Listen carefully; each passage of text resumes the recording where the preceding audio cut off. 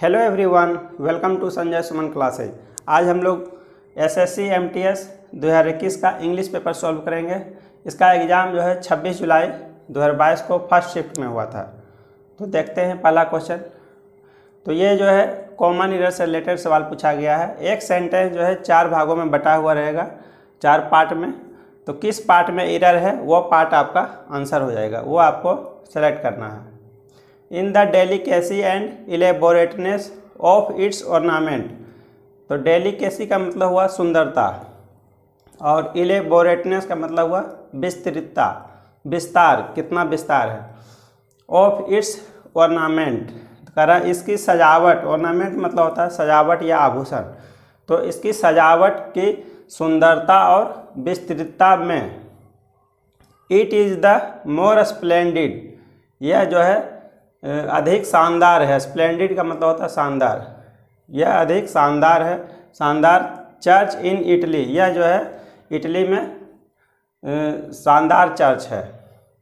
तो किस पार्ट में आपका एरर है वो आपको सेलेक्ट करना है। तो इन द डेलिकेसी एंड इलेबोरेटनेस, तो इसमें कोई एरर नहीं है इस पार्ट में। ऑफ इट्स ऑर्नामेंट, यह भी करेक्ट है। It is the more splendid church in Italy, तो यहाँ पूरा इटली का चर्चा किया गया। इसमें पूरा इटली में जितना भी चर्च है तो उसके लिए हम लोग यहाँ पर कंपैरेटिव डिग्री का प्रयोग किया गया, मोर। तो ये हमारा इनकरेक्ट है। तो इसके जगह पर होना चाहिए मस्ट। यहाँ पर सुपरलेटिव डिग्री में मस्ट का प्रयोग होगा, क्योंकि यहाँ इटली में जितना भी चर्च है सारे चर्चों में सबसे अधिक सुंदर है, तो उसके बारे में बताया गया। तो यहाँ पर हो जाएगा it is the must splendid church in Italy.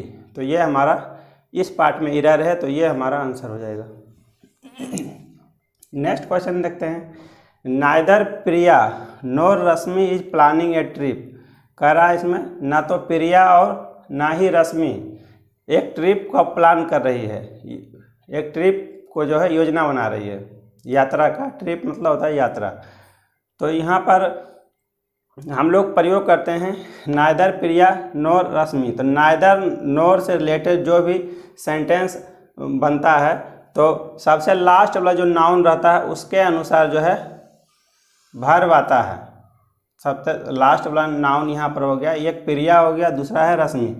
तो ये लास्ट वाला जो है नाउन रश्मि के अनुसार जो है ये वर्ब आ जाएगा। यहाँ पर ये अगर सिंगुलर रहेगा तो सिंगुलर वर्ब का प्रयोग होगा, और अगर ये प्लुरल होगा तो प्लुरल वर्ब आएगा।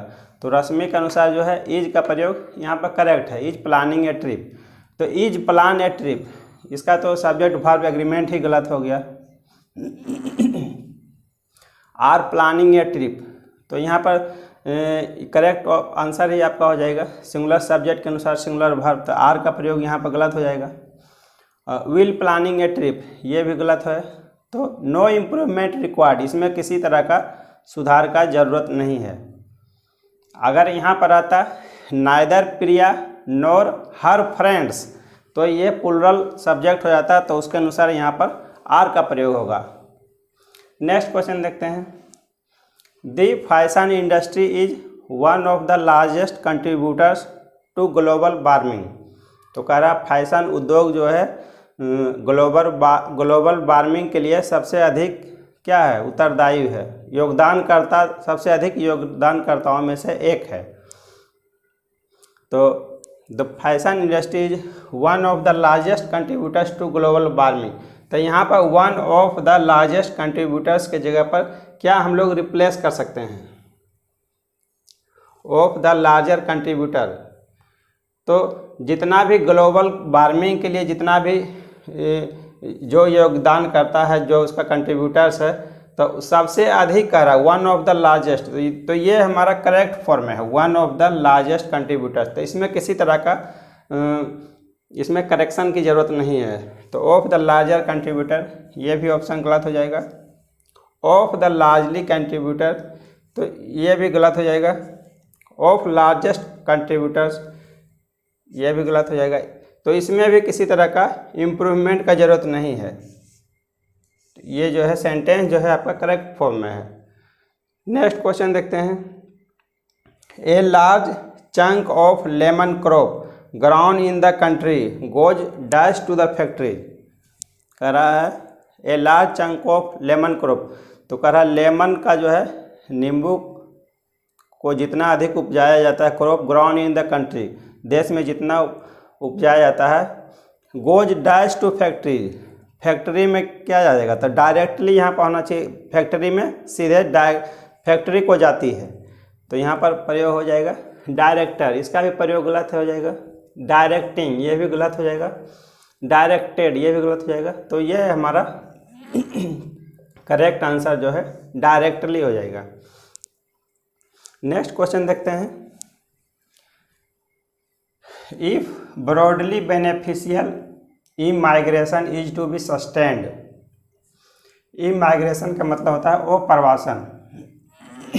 कह रहा यदि मोटे तौर पर लाभकारी अप्रवासन इज टू बी सस्टेन्ड, लाभकारी यदि मोटे तौर पर लाभकारी अप्रवासन को जारी रखना है, सस्टेन्ड का मतलब होता है जारी रखना, तो डेस्टिनेशन कंट्रीज गंतव्य देश मस्ट एक्नॉलेज, तो गंतव्य देश को जो है स्वीकार करना चाहिए, acknowledge, and dash the real risk that it raises, और क्या जो वास्तविक समस्या उत्पन्न होता है, जो कि उत्पन्न होता है, उसको क्या करना चाहिए, यहाँ पर फिल इन द ब्लैंक से रिलेटेड पूछा गया है। तो एड्रेस, एड्रेस का मतलब होता है पता लगाना,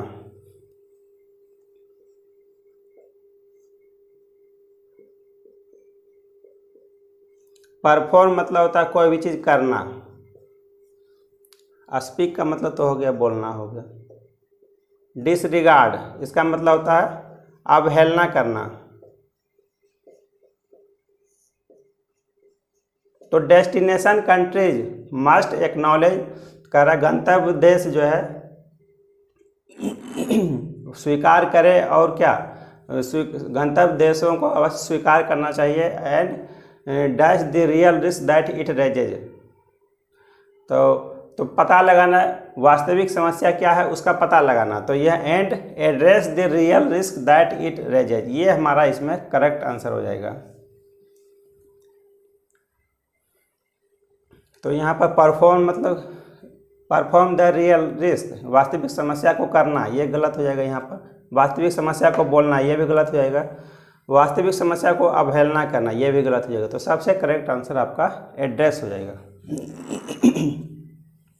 a place for storing grain, तो वैसा स्थान जहाँ हम लोग अनाज को स्टोर करते हैं, तो उसको हम लोग क्या कहेंगे, तो 4 विकल्प आपको दिया गया। ट्रेजरी, ट्रेजरी का मतलब होता है जहाँ पर हम लोग धान को रखते हैं, कोषागार। एपियरी, एपियरी का मतलब होता है मधुमक्खियों के रखने का स्थान।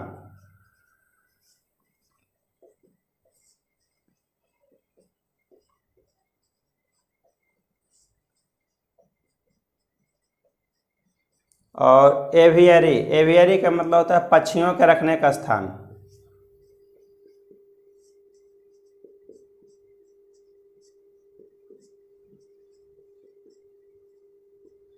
और ग्रेनरी, ग्रेनरी का मतलब होता है स्टोर हाउस, जहां हम लोग अनाज रखते हैं, तो ये हमारा करेक्ट आंसर हो जाएगा। A place for storing grain, उसको हम लोग ग्रेनरी बोलेंगे। ये वन वर्ड सब्स्टिट्यूशन से रिलेटेड अनेक शब्दों के बदले एक शब्द। नेक्स्ट क्वेश्चन देखते हैं डिमोट। डिमोट का मतलब, डिमोट का आपको एंटोनिम बताना है। डिमोट का मतलब होता है दर्जा घटाना या फिर अवनति करना, ये भी होता है दूसरा मीनिंग, दर्जा घटाना या फिर अवनति करना। ब्रेक, ब्रेक का मतलब होता है तोड़ना। डिसरिगार्ड, तो डिसरिगार्ड का मतलब होता है अवहेलना करना, ये पहले हम लोग देख ही चुके हैं, अवहेलना करना। एलिवेट का मतलब होता है ऊपर उठाना। सेक, सेक का मतलब होता है बर्खास्त करना।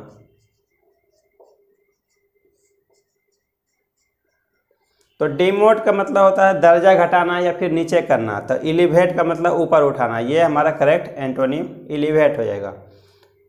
नेक्स्ट क्वेश्चन देखते हैं एस्ट्यूट। एस्ट्यूट, एस्ट्यूट का साइनोनिम बताना है। तो एस्ट्यूट का मतलब होता है चतुर, या चालाक। तो श्रीयूड का मतलब भी होता है चालाक। डल का मतलब तो हो गया सुस्त हो गया। क्रूड कच्चा तेल के लिए हम लोग प्रयोग करते हैं, क्रूड ऑयल, जैसे इस तरह से। इम्पोलाइट का मतलब होता है असभ्य या फिर जंगली। तो एस्ट्यूट का मतलब चतुर होता है, तो इसका साइनोनिम इसमें आपको बताना है। तो श्रीयूड हो जाएगा, इसका मतलब भी चालाक होता है। If your kids sleep well, यदि आपके बच्चे अच्छी तरह सोते हैं, दे आर लाइकली, उनका संभावना है, they are likely to behave better, उनका व्यवहार या बर्ताव बेहतर होने की संभावना है। तो नो एरर लास्ट पार्ट में। तो यह क्वेश्चन जो है कॉमन एरर से रिलेटेड पूछा गया है। तो इसमें किस पार्ट में एरर है उस पार्ट को आपको सेलेक्ट करना है, वो आपका करेक्ट आंसर होगा। तो if your kids sleep well, इसमें कोई एरर नहीं है। दे आर लाइकली टू, इसमें भी कोई एरर नहीं है। टू बिहेव बेटर, इसमें भी कोई एरर नहीं है। तो ये हमारा नो एरर, ये हमारा करेक्ट आंसर हो जाएगा। नेक्स्ट क्वेश्चन देखते हैं। ये फिल इन द ब्लैंक से पूछा गया है। The man was blank enough to thank her for all the hard work. तो द मैन वाज डैश, वह आदमी जो है क्या था, एनफ, इतना अधिक था कि उसने उसके कठिन परिश्रम के लिए धन्यवाद दिया। तो मैन वाज हॉरिड, तो हॉरिड का मतलब होता है भयानक या डरावना।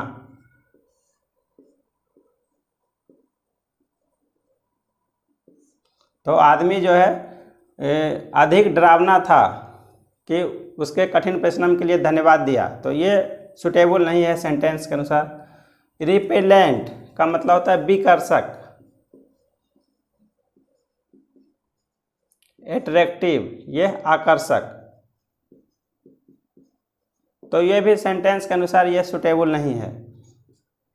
तो ग्रेसियस का मतलब होता है दयालु। तो आदमी जो है अधिक दयालु था कि उसने जो है उसके कठिन परिश्रम के लिए धन्यवाद दिया। ये सेंटेंस के अनुसार भी सही है। तो ये हमारा ग्रेसियस, ये हमारा यहाँ करेक्ट ऑप्शन हो जाएगा। नेक्स्ट क्वेश्चन देखते हैं। ये एंटोनिम से पूछा गया, फोर्थ राइट। तो फोर्थ राइट का मतलब होता है निष्कपट।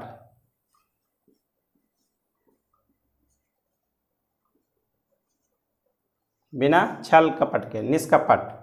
तो मोटिवेटेड, तो मोटिवेटेड का मतलब होता है प्रेरित। तो ये भी नहीं होगा इसका। अप फ्रंट, तो अप फ्रंट का मतलब होता है अग्रिम,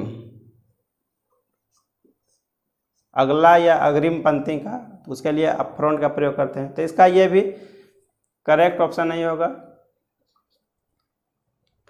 तो निष्कपट, तो इसका आउट स्पोकन, इसका मतलब होता है मुखर, मुखर या स्पष्टवादी, इसको हम लोग बोलते हैं। डिवायस, डिवायस का मतलब होता है चालाक। तो यहाँ पर जो है फोर्थ राइट मतलब निष्कपट हो गया। तो उसका अपोजिट टर्म क्या हो जाएगा, एंटोनिम इसका डिवायस हो जाएगा, मतलब ये चालाक है। तो ये हमारा करेक्ट आंसर हो जाएगा। Select the correctly spelled word, इसमें आपको कौन सा वर्ड जो है करेक्टली स्पेल्ड है, जिसका उच्चारण करेक्ट है, स्पेलिंग जिसका अल्फ़ाबेट उसका उच्चारण करेक्ट है। यस्टरडे, यस्टरडे का इसमें पूछा गया है। तो ये हमारा ऑप्शन बी, ये हमारा करेक्ट है। तो इसमें भी स्पेलिंग एरर है, इसमें भी स्पेलिंग एरर है, इसमें भी स्पेलिंग एरर है। नेक्स्ट क्वेश्चन देखते हैं। कैसल इन द एयर, तो एक यह जो है इडियम है, इसका आपको मीनिंग बताना है। इसमें आपको 4 विकल्प दिया गया है। तो कैसल इन द एयर इसका मतलब होता है हवाई किला, हवाई किला, या फिर बोलते हैं हवा में महल बनाना, हवा में महल बनाना, इसी को हम लोग हवाई किला बोलते हैं। कैसल इन द एयर, तो इसका मतलब क्या हो सकता है, इसका 4 मीनिंग दिया गया है। एक्वायर समथिंग ऑनेस्टली कह रहा ईमानदारी पूर्वक कुछ चीज़ प्राप्त करना, तो इसका मतलब ये करेक्ट नहीं होगा। अनरियलिस्टिक प्लान, काल्पनिक योजना बनाना, ये भी नहीं, ये हमारा करेक्ट आंसर हो जाएगा। अनरियलिस्टिक प्लान, काल्पनिक योजना बनाना, ये हमारा करेक्ट आंसर हो जाएगा। हवाई किला या हवा में महल बनाना, इसका हो जाएगा करेक्ट, इसका मीनिंग हो जाएगा काल्पनिक योजना बनाना। तो वेरी एक्सपेंसिव, बहुत खर्चीला होना, ये भी नहीं होगा। पोल्यूटेड एयर, प्रदूषित हवा, ये भी नहीं होगा। तो ये हमारा कैसल इन द एयर, इसका करेक्ट मीनिंग हो जाएगा अनरियलिस्टिक प्लान। तो नेक्स्ट क्वेश्चन भी इडियम से पूछा गया है। द लास्ट स्ट्रॉ, इसका इस इडियम का आपको मीनिंग बताना है। तो द लास्ट स्ट्रॉ का मतलब होता है अंतिम बाधा, अंतिम बाधा या फिर समस्या। तो इसका 4 आपको विकल्प इसमें दिया गया है। The last ray of hope in an unfortunate situation, तो कह रहा उम्मीद का अंतिम किरण, इन एन विषम परिस्थिति में उम्मीद का अंतिम किरण, तो ये ऑप्शन गलत है। द लास्ट फाइनेंशियल रिसोर्स, अंतिम वित्तीय स्रोत, ये भी गलत है। The only option left after a series of unsuccessful attempts, कह रहा है एक ही विकल्प का बचना, after a series of unsuccessful, मतलब विभिन्न प्रकार के असफल प्रयासों के बाद एक अंतिम ऑप्शन बचना, यह भी गलत हो गया।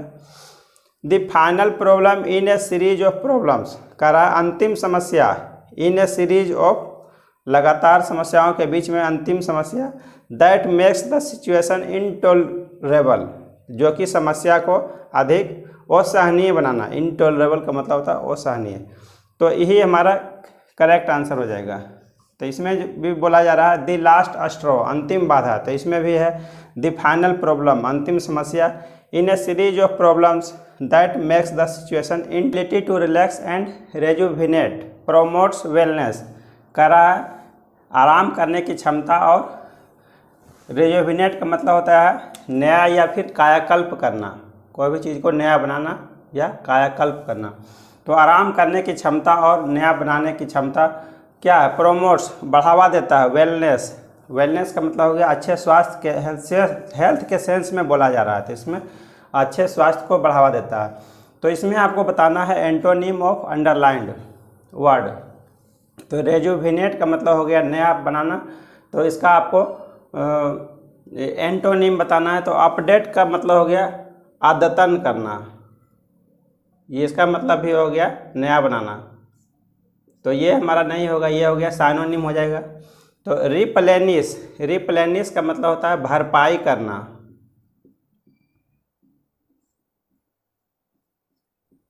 तो ये भी नहीं होगा। सप्रेस, सप्रेस का मतलब होता है दबाना। और रिवाइव, रिवाइव का मतलब पुनर्जीवित करना।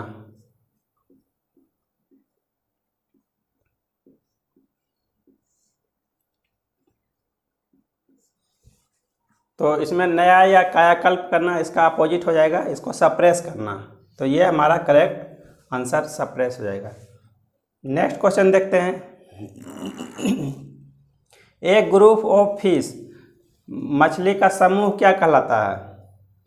तो ट्रूप, ट्रूप हम लोग सेना के लिए प्रयोग करते हैं, सेना का जो है, सेना का समूह को, उसके लिए हम लोग ट्रूप का प्रयोग करते हैं। बंच हो गया गुच्छा, जैसे चाबियों का गुच्छा, बंच हो गया। लीटर, लीटर हो गया कूड़ा। तो एक ग्रुप ऑफ फिश के लिए हम लोग स्कूल वर्ड का प्रयोग करते हैं, ये हो गया इसका वन वर्ड सब्स्टिट्यूशन। तो स्कूल हो गया सेम ग्रुप ऑफ, अगर फिश रहेगा सेम ग्रुप ऑफ फिश रहेगा, सेम, तो उसको हम लोग स्कूल बोलेंगे। अब डिफरेंट ग्रुप ऑफ फिश रहेगा तो उसके लिए हम लोग सोल, SHOAL, सोल का प्रयोग करते हैं। इसका भी मतलब होता है एक ग्रुप ऑफ फिश, लेकिन इसमें एक से अधिक स्पीसीज का फिश का रहेगा, तब उसको हम लोग सोल कहेंगे, और एक ही ग्रुप का फिश रहेगा, एक ही स्पीसीज का फिश रहेगा तो उसको हम लोग स्कूल कहेंगे। नेक्स्ट क्वेश्चन देखते हैं। Amoeba is a microscopic single celled organism found in pond water. तो कह रहा है अमीबा एक जो है सूक्ष्म जीवीय एक कोशिकीय जीव है जो कि कहाँ पाया जाता है, पॉन्ड वाटर में, तालाब के जल में पाया जाता है। तो इसमें जो है इसको सब्स्टिट्यूट करना है, इसके जगह पर जो है अंडरलाइन किया हुआ वर्ड जो है उसके जगह पर क्या सब्स्टिट्यूशन हो सकता है। तो पहला विकल्प आपको दिया गया है ऑर्गेनिज्म्स फाउंडिंग। तो अमीबा जो है एक सिंगल ऑर्गेनिज्म है, तो इसके लिए जो है प्लूरल का प्रयोग ऑर्गेनिज्म्स नहीं होगा, ये हमारा ऑप्शन गलत हो गया। ऑर्गेनिज्म फाइंड इन, तो ये तो सब्जेक्ट वर्ब एग्रीमेंट गलत हो जाएगा। ऑर्गेनिज्म फाउंड हो गया, इसमें पाया जाता है, तो ये सब्जेक्ट वर्ब एग्रीमेंट इसका गलत हो गया। ऑर्गेनिज्म्स फाउंड विद, इसमें भी ये भी प्लूरल फॉर्म में नहीं होगा ऑर्गेनिज्म्स, तो इसमें जो है किसी तरह का सुधार की ज़रूरत नहीं है, तो इसमें हमारा करेक्ट आंसर हो जाएगा नो इम्प्रूवमेंट रिक्वायर्ड। अब आगे हम लोग देखते हैं नेक्स्ट क्वेश्चन। टीडी, टीडी का जो है इसमें आपको साइनोनिम बताना है। तो टीडी का मतलब होता है साफ, कोई भी चीज़ साफ सुथरा है, तो ये हो गया टीडी। मड्डी, मड्डी मतलब होगा मैला या फिर गंदा। ऑर्डरली, ऑर्डरली का मतलब हो गया सुव्यवस्थित।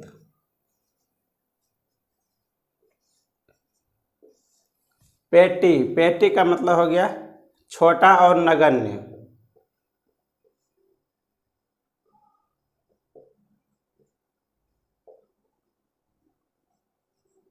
और नॉमिनल का भी मतलब हो गया नगण्य।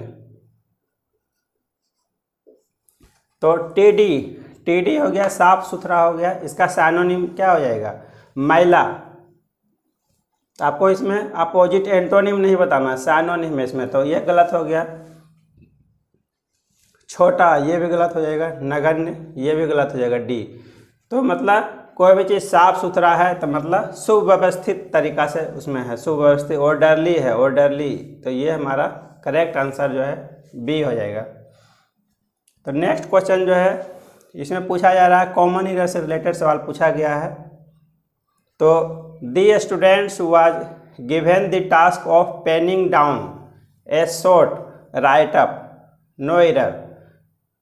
तो इसमें आपको इस सेंटेंस में जिस पार्ट में एरर है वो पार्ट आपका आंसर हो जाएगा। पेनिंग का मतलब होता है पेन से बना है पेन, पेन जो है जेरुंड के रूप में प्रयोग किया गया है, पेन हो गया, पेन से बना है पेनिंग।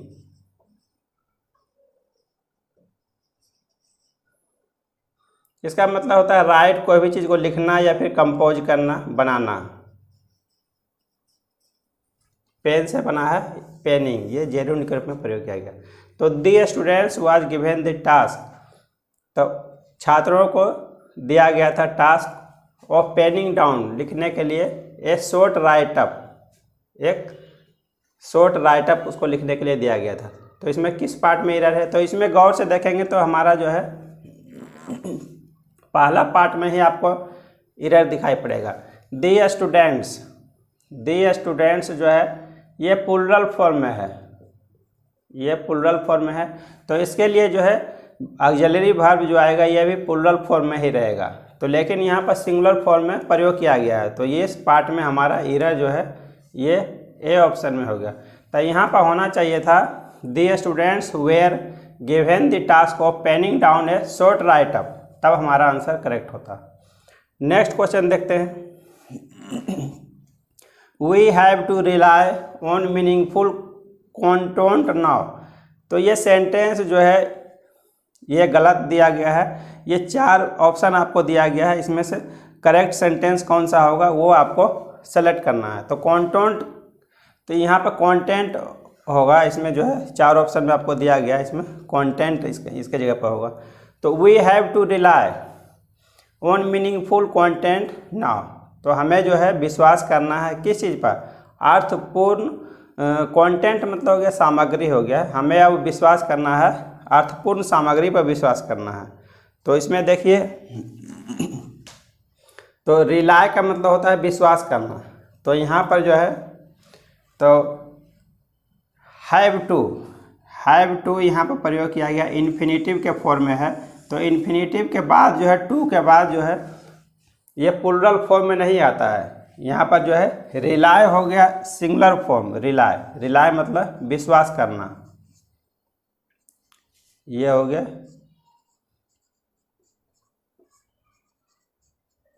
विश्वास करना। और इसका जो है प्लूरल फॉर्म हो गया रिलाय,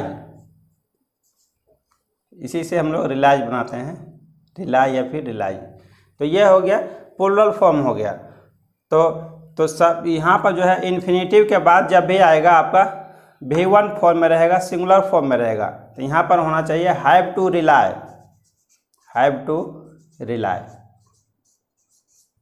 तब जा करके हमारा आंसर करेक्ट होगा। तो देखिए पहला वी हैव टू रिलाय, इसमें प्लूरल फॉर्म में प्रयोग किया गया है, जबकि सिंगुलर फॉर्म में आएगा तो ये गलत हो गया। We have to rely on meaningful content का स्पेलिंग गलत है इसमें, तो ये भी गलत हो गया।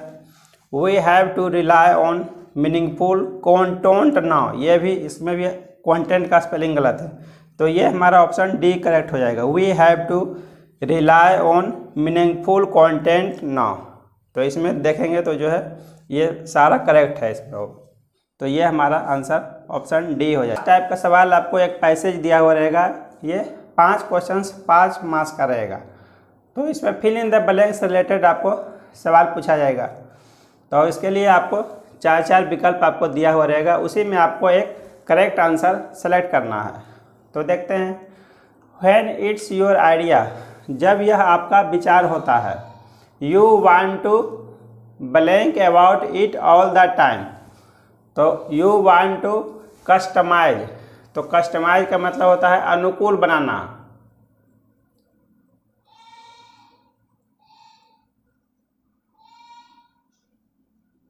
तो आप क्या करते हैं, इसके बारे में जो है हर समय अनुकूल बनाते हैं, ये सेंटेंस के अनुसार सही नहीं है, तो ये हमारा गलत हो गया ऑप्शन।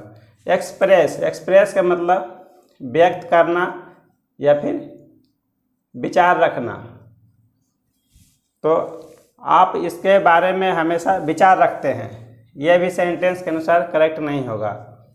तो नेक्स्ट देखते हैं, talk, you want to talk about it all the time, आप इसके बारे में हर समय बात करते हैं, ये सेंटेंस के अनुसार सही है, करेक्ट है। और मीट, आप हमेशा इसके बारे में मिलते हैं, ये भी गलत हो गया सेंटेंस के अनुसार, तो ये हमारा करेक्ट ऑप्शन सी टॉक हो जाएगा। व्हेन इट्स योर आइडिया, जब यह आपका विचार होता है। You want to talk about it all the time, आप इसके बारे में हर समय बात करते हैं। I have had this problem, next sentence है, I have had this problem on more than a few occasions now, मुझे यह समस्या हुई है कुछ एक अवसरों पर अधिक बार हुई है। तो नेक्स्ट सेंटेंस है, I know there shouldn't be any shame, मैं जानता हूँ कि there shouldn't be any same in blank your work, किसी तरह का शर्मिंदगी नहीं होना चाहिए इन डैश योर वर्क। तो यहाँ पर आपका 22 क्वेश्चन जो है इसका आ रहा है। तो देखते हैं इसमें आपको दिया गया है, there shouldn't be any same in dash your work. Leaning का मतलब होता है झुकाव,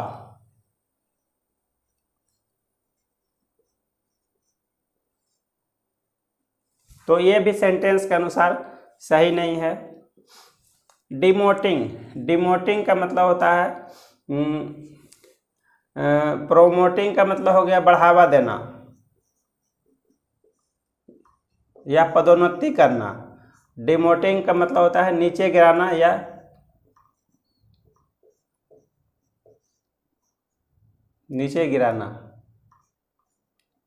या फिर पदोन्नति करना, ये इसका होता है पदोन्नति करना। आस्किंग मतलब पूछना हो गया। तो आई नाउ, मैं जानता हूँ, there shouldn't be any same in your work. Demoting, अपने काम में नीचे गिराने में किसी तरह का शर्म नहीं होना चाहिए, ये भी सेंटेंस के अनुसार गलत हो गया। आस्किंग, अपने काम में पूछने के लिए, ये भी गलत हो गया, ये भी। तो यहाँ पर हो जाएगा I know there shouldn't be any same in promoting your work. अपने काम को बढ़ावा देने में किसी तरह का शर्म नहीं होना चाहिए। तो ये जो है हमारा ऑप्शन डी करेक्ट है सेंटेंस के अनुसार। नेक्स्ट पार्ट देखते हैं, but it's such a task to draw the line. लेकिन यह ऐसा है कि जो है ऐसा कार्य है कि ड्रॉ द लाइन, एक सीमा रेखा खींचने की ज़रूरत है। इन माई केस, करा मेरे केस में, since my work is all things related to social media. मेरे केस में जो है क्योंकि मेरा काम जो है सभी कुछ संबंधित है किससे, सोशल मीडिया से संबंधित है, जैसे फेसबुक इंस्टाग्राम हो गया।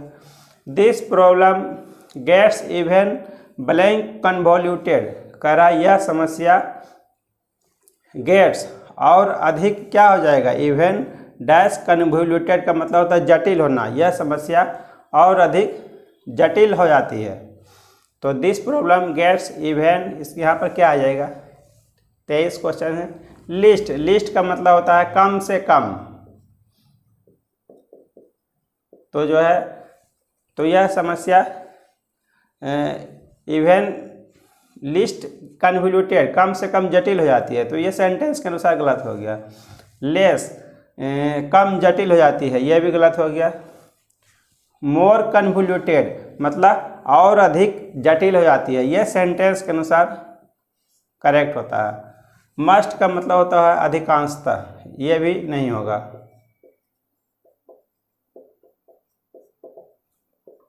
नेक्स्ट सेंटेंस देखते हैं, लॉन्ग स्टोरी शॉर्ट, ये जो है फ्रेज है। लॉन्ग स्टोरी शॉर्ट का मतलब होता है संक्षेप में। संक्षेप में आई हेट दैट, मुझे नफरत है। That I blank have to worry about, मुझे नफरत है कि मैं डैश हैव टू, यहाँ पर आ रहा है 24वां क्वेश्चन आपका, देखिए क्या आ सकता है। ओकेजनली, ओकेजनली का मतलब होता है कभी कभी।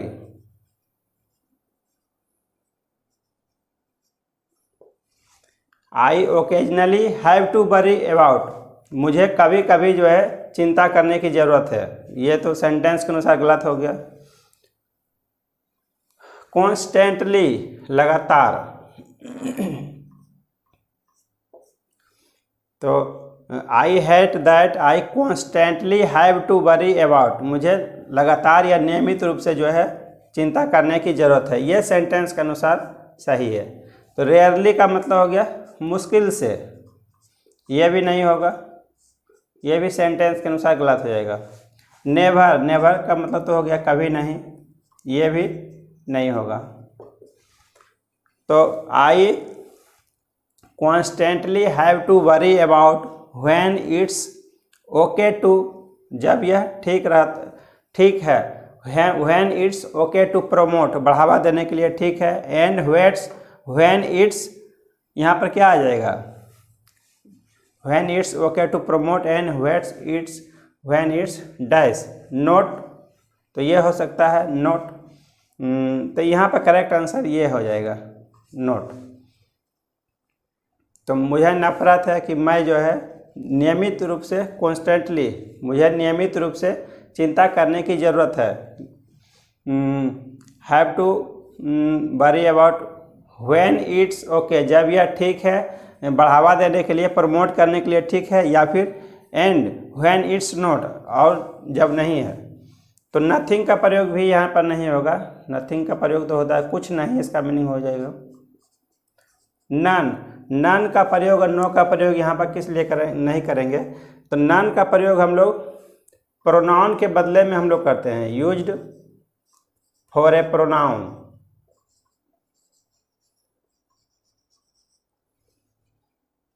और नो का प्रयोग जो किया जाता है used with a noun, noun के साथ में नो का प्रयोग किया जाता है।